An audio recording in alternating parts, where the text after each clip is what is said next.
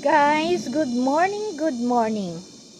This is the continuation of our vlog last week regarding the demonstration of manual cross-pollination of a male and female flower of squash for a better production.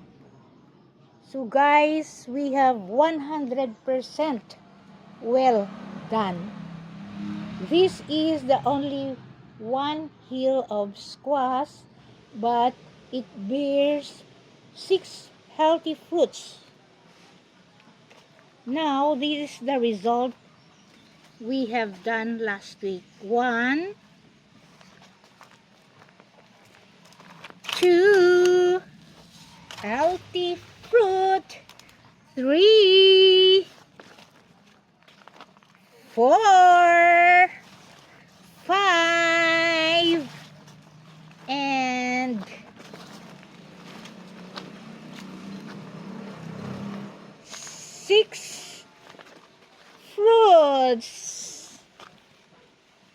This is a good technique in production of squash. So, bye-bye guys. Thank you for watching. Bye.